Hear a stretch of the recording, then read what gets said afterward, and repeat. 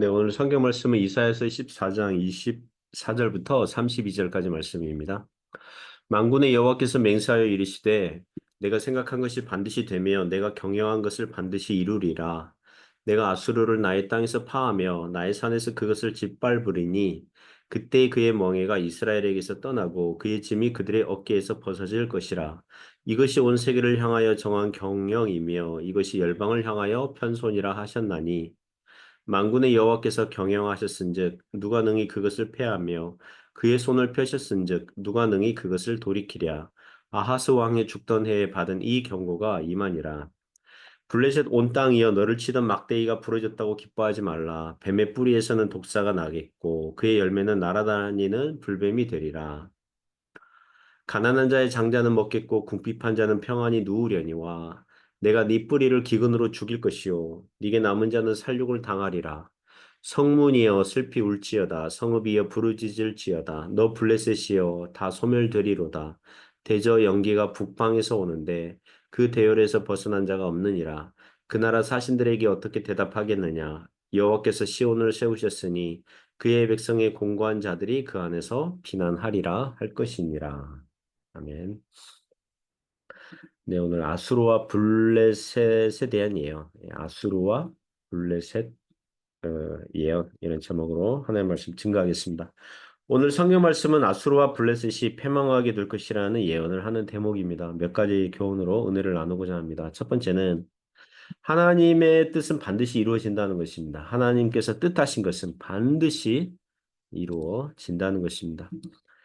그 24절에서 27절 내용 교훈합니다. 그 지금까지 이사야서 13장 그리고 14장에서 줄곧 바벨론에 대한 패망을 예언하셨거든요. 근데 갑자기 이 예언의 끝에서 아수르의 패망도 같이 곁들여서 말씀하고 있습니다. 그래서 혹자는 이 예언이 일관성이 없다 이렇게 불평합니다. 그러나 바벨론이 장래 등장하게 될 세상 나라의 대표라면 아수르는 이사야 당시 그 당시에 세상 나라의 대표였습니다. 바벨론의 세상 나라 특징이 아수르에게도 사실상 고스란히 있는 것입니다. 그래서 아수르의 패망 예언 역시 유다 백성들에게 구약 교회에게 교훈을 주시려는 의도가 있다는 것을 알 수 있습니다. 24절 보시면 만군의 여호와께서 맹세하여 이르시되 하나님께서 맹세까지 하시잖아요. 그러면 그거는 반드시 이루겠다는 강조 그리고 확신을 가져도 좋다는 그런 뜻이죠. 내가 생각한 것이 반드시 되며 내가 경영한 것을 반드시 이루리라. 이 구절은 이사야서 10장 7절에서 그 7절 이하에서 그 아수르의 뜻과 마음의 생각이 온통 허다한 나라를 파괴하는 것이었다는 그런 구절을 떠오르게 합니다. 아수르는 그렇게 생각할지라도 아수르의 생각과 뜻은 다른 많은 나라들을 정복하리라 이 생각할지라도 그러나 하나님의 생각과 뜻은 그렇지 않다는 것입니다. 하나님의 생각과 하나님의 경영만이 반드시 이루어지는 줄 믿습니다.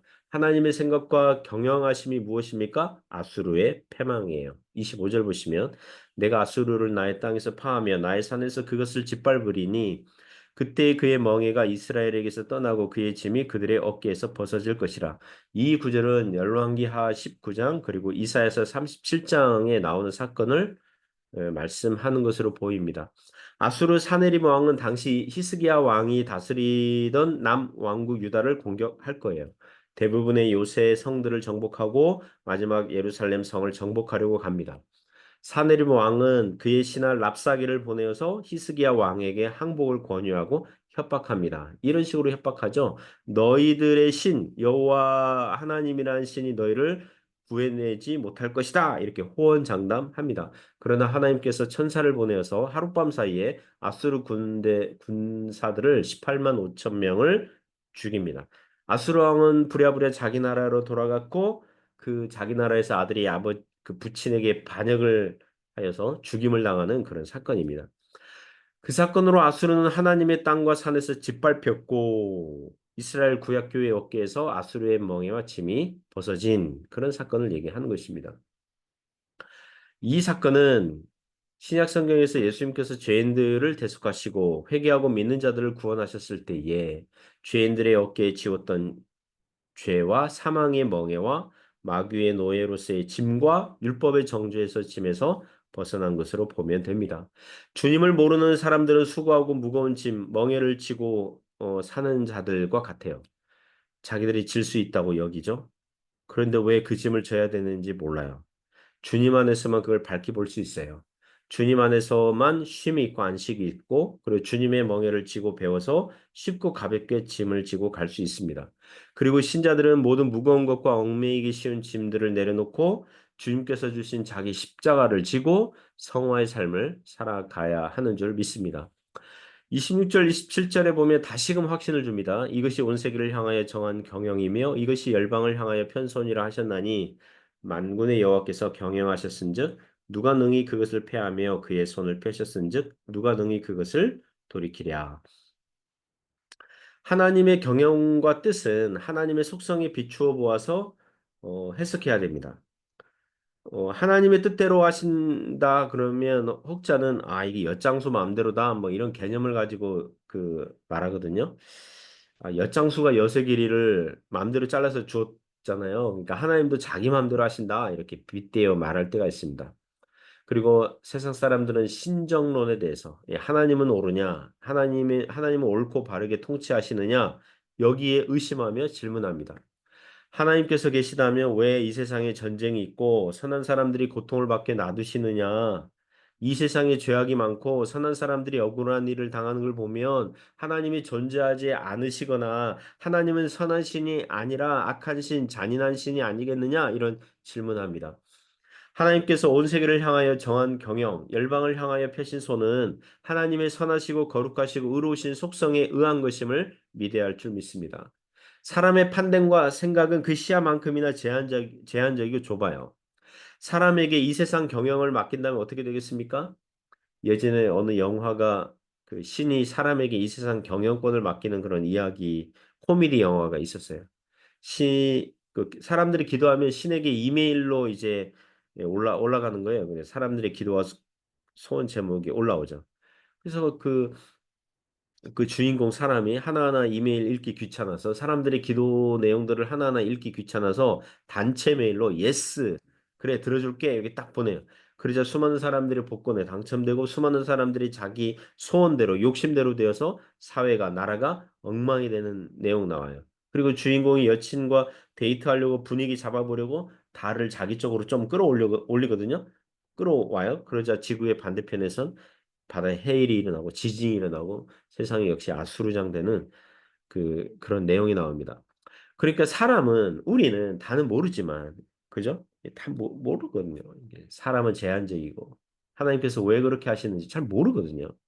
그러나 하나님께서는 선하셔서 거룩하시고 의로우셔서 모든 것이 합력하여 선을 이루고 계시며 우리가 감당할 시험만 주시는 줄 믿습니다. 그리하여 하나님께서 세상 열방을 다스리고 계시는 것입니다.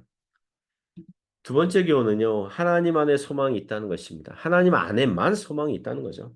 28절부터 32절 내용이 교훈합니다. 28절부터 32절은 그 유다의 옆나라 블레셋 패망에 대한 예언의 말씀이에요. 28절 보시면 아하스 왕이 죽던 해에 이 경고가 임하니라.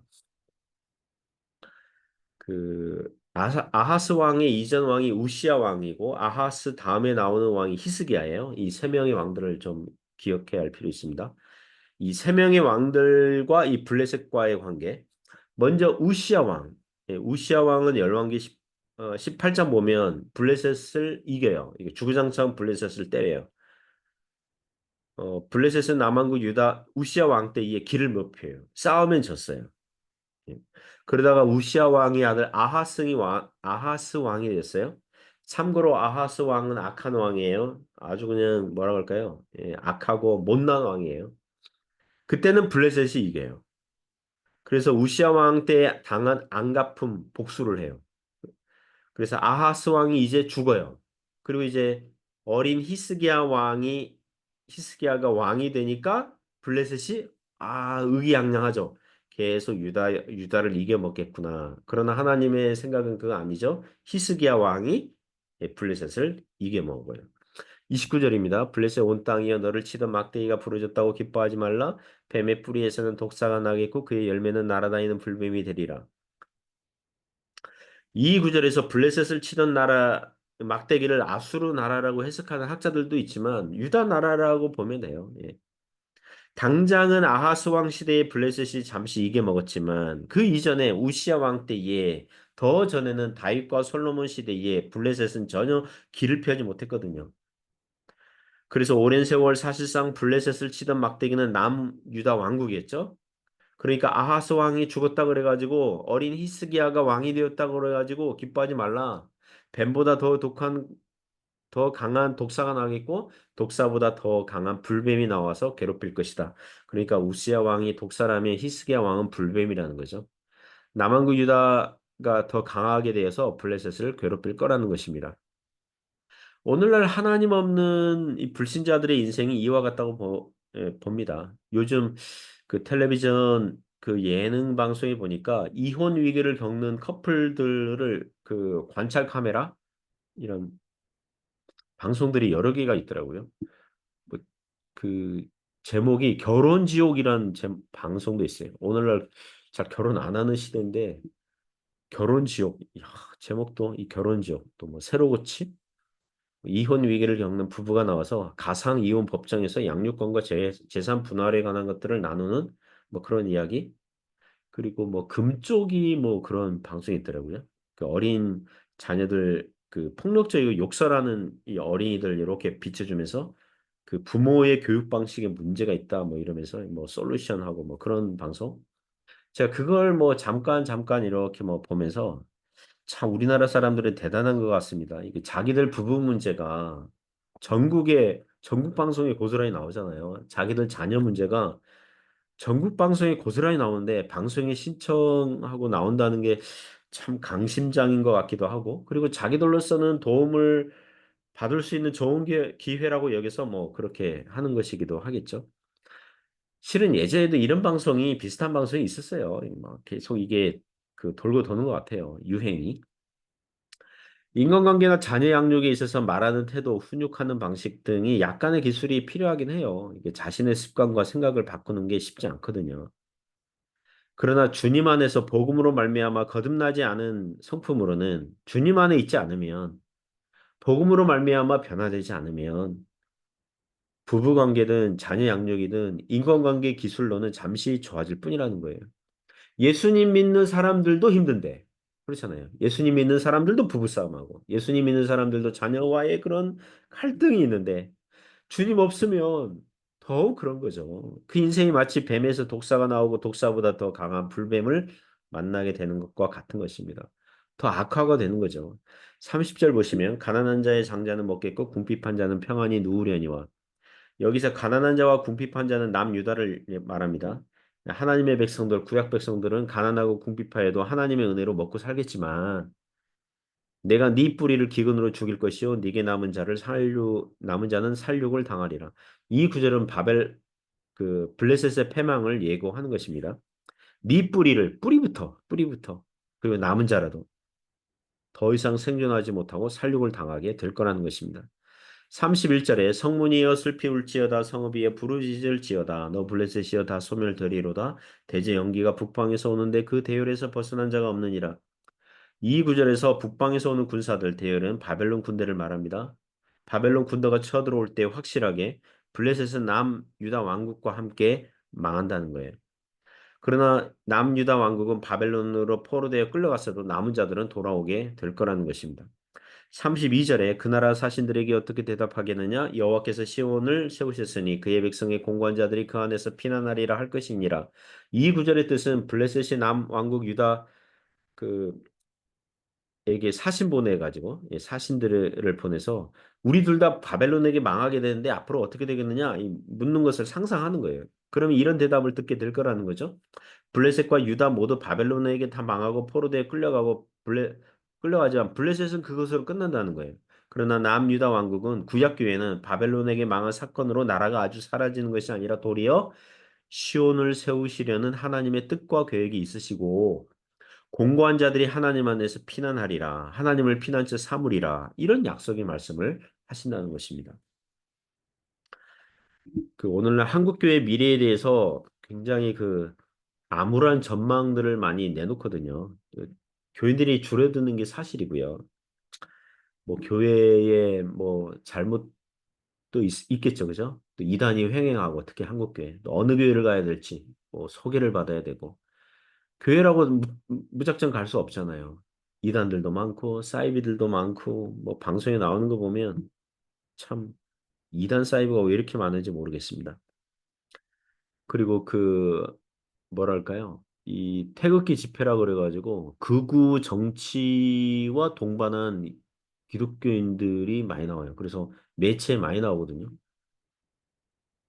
막, 예, 그 말들이요, 굉장히 세요. 말들이 세요. 그래서, 예수님 믿는데 왜 저러지? 막, 애국한다 그러면서 말이 세요. 막, 그냥, 누굴 구속하고 막 처단하라 막 이러고 막, 뭐 코미디 같아요. 코미디. 그런 거 보면서 젊은 사람들이 그런 모습 보면서 야, 교회를 가려고 할까? 교회에 가면 너무 일방통행식의 어떤 정치관을 가진 사람들이 많은 것 같은데, 뭐 이런 그렇게 생각할 것 같기도 하고.